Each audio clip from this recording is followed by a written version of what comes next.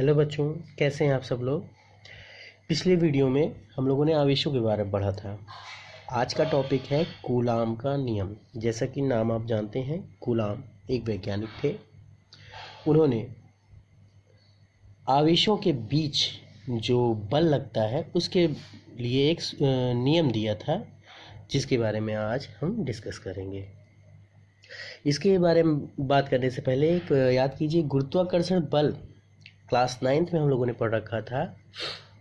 उसमें क्या लिया जाता था, यम1 और यम2 दो द्रव्यमान r मीटर की दूरी पर स्थित रहते थे, तो उनके बीच लगने वाला बल क्या करता था, आपने परिभाषा याद हो, क्या होता था, दोनों वस्तुओं के द्रव्यमानों के गुणनफल के अनुक्रमानुपाती तथा उनके बीच की दूरी के वर्ग के व्युत्क्रमानुपाती होता था। यानी कि गुरुत्वाकर्षण बल F बराबर या F is proportional to m1 m2 और F is proportional to 1/r²। आपको याद आया होगा। ठीक यही प्रोसेस यहाँ पर भी होता है। इसके बाद याद हो तो इन दोनों को कंबाइन करके लिखते थे F is proportional to m1 m2/r²। जहाँ प्रोपोर्शनल का चिन्ह हटता है तो आप लोग जानते हो कि क्या आता है, एक नियतांक आता है, कैपिटल जी जानते हैं आप लोग। इसको हम क्या कहते हैं, सार्वत्रिक गुरुत्वाकर्षण स्थिरांक। तो ठीक यही प्रोसेस पूरा आपका आवेशों के बारे में भी आएगा। चलिए देखते हैं, ध्यान दीजिए। मान लीजिए कोई दो बिंदु आवेश हैं Q1 और Q2। बात आती है कि बिंदु आवेश किसे कहते हैं। बिंदु आवेश जब आवेशित वस्तुओं का आकार उनको पृथक करने वाली दूरी की तुलना में नगण्य हो, तो नगण्य मतलब उसकी गणना हम ना करें, इतना छोटा हो, तो उन आवेशित वस्तुओं को बिंदु आवेश कहते हैं। समझ में आ गया होगा बिंदु आवेश। अब ठीक उसी प्रकार से देखिए, जैसे आपको मैंने पुराना 9th वाला था, उसी प्रकार से देखिए बिंदु आवेश। अब उनके बीच की दूरी कितनी है, मान लीजिए r मीटर की दूरी है।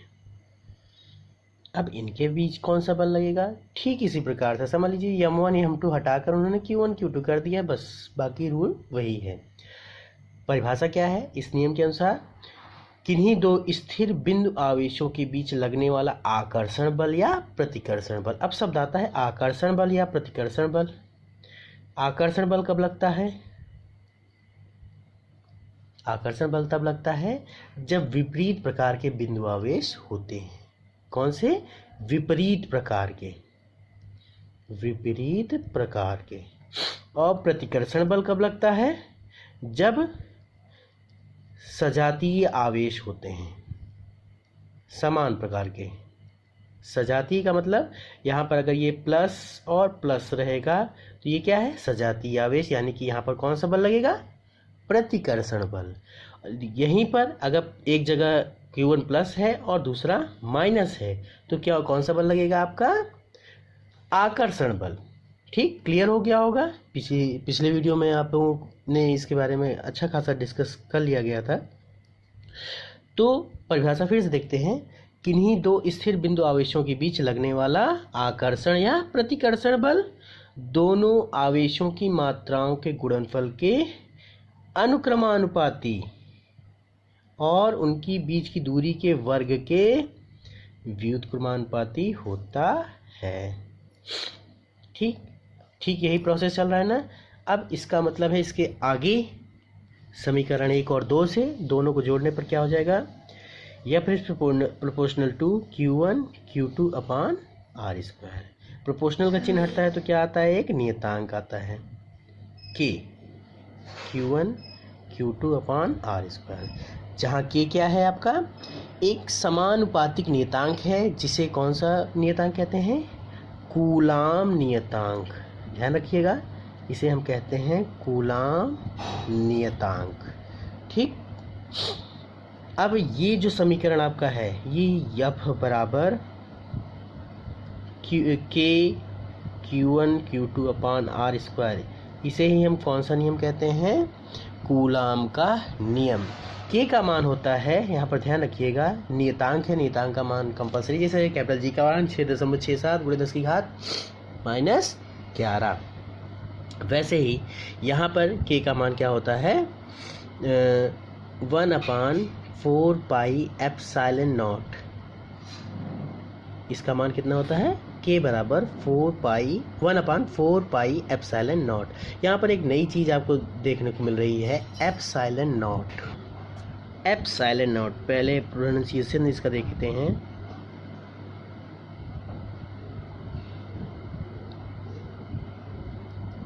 एप्सिलॉन नॉट हिंदी में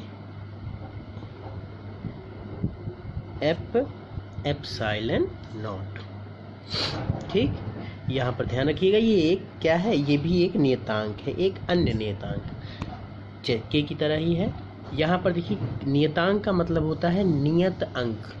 पिछली कक्षाओं में भी मैंने आपको बताया था, नियतांक का मतलब नियत अंक, इसी को साथ में हम कहते हैं नियतांक।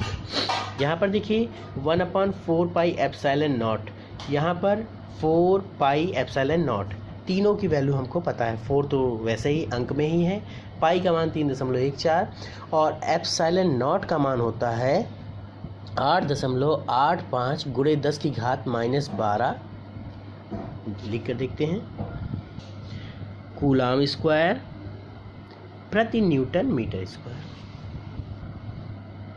अब इस हिसाब से 1/4πε0 की वैल्यू अगर निकालना चाहें तो हम क्या हो जाता है? 1/4 × 3.14 × 8.85 × 10⁻12। सॉल्व करने पर इसकी वैल्यू आ जाएगी 8.9875 × 10 की घात 9, या लगभग बराबर इसको किसके कहेंगे?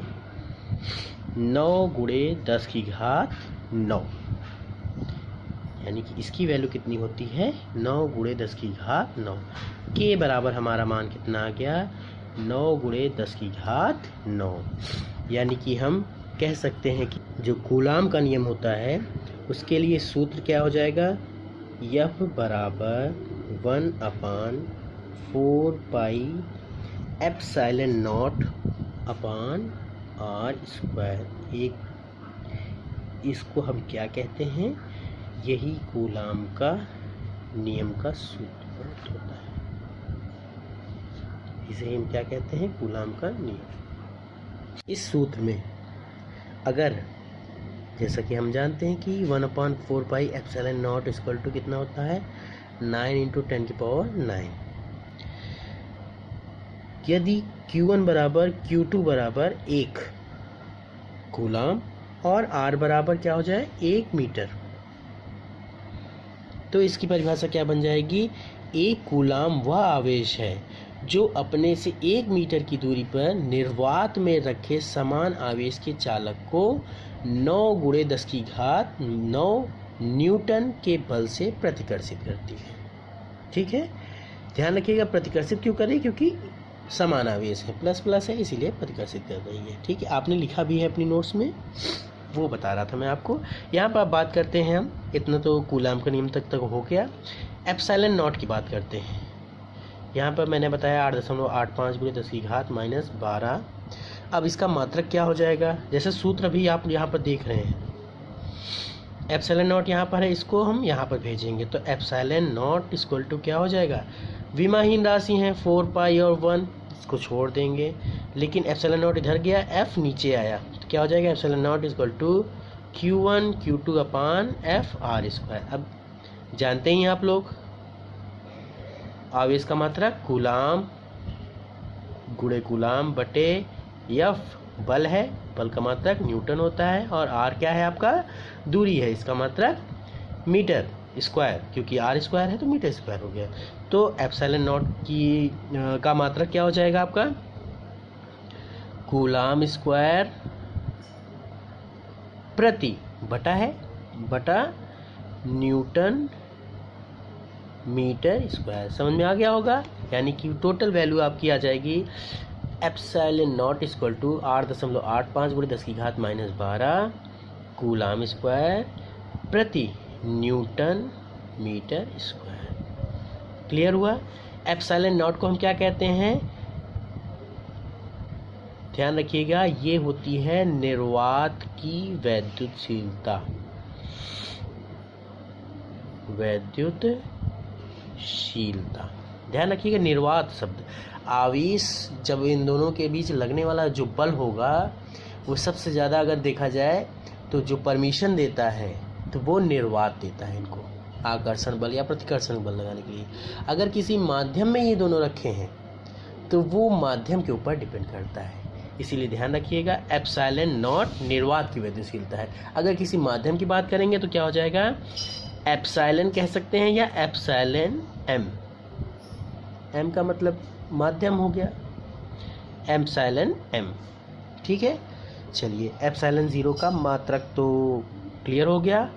अब बात आती है, एप्सिलॉन का मान भी हो गया, अब एप्सिलॉन का विमीय सूत्र ना, हेडिंग इसके बाद यही है ना, एप्सिलॉन का विमीय सूत्र।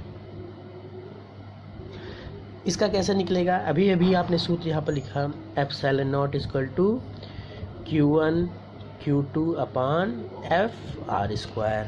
विमा तो आप लोगों ने पढ़ी रखी है पिछली कक्षाओं में। Q1 इसकी विमा आप लोगों ने अभी तक नहीं देखी होगी। Q बराबर सूत्र होता है आई टी, जानते ही आप लोग, आई इसका हो जाएगा ए, टी टाइम है टी, ध्यान रखिएगा, Q की विमा हो जाएगी ए टी। तो यहाँ पर Q1 Q2 समान विमाएँ ए टी, और यहाँ पर भी लार्ज ब्रैकेट के अंदर ए टी बटे एफ। एफ क्या है आपका, बल है। इसका सूत्र विमीय सूत्र क्या होता है, एम एल टी की पावर -2, और आर, आर क्या है, लंबाई है, इसकी विमा क्या हो जाएगी, यल। स्क्वायर क्यों लगेगा, क्योंकि आर स्क्वायर लगा है। कंबाइन रूप से लिखने पर क्या हो जाएगा इसका मान, m-1 l-3 T4 a square. ठीक, क्लियर हो गया होगा आपको। आशा करता हूँ आपको वीडियो अच्छा लगा होगा। अगर कोई दिक्कत है या कोई भी समझने में परेशानी हुई हो तो कमेंट कीजिए, और फिर से समझाने की कोशिश मैं करूँगा, जो भी हो।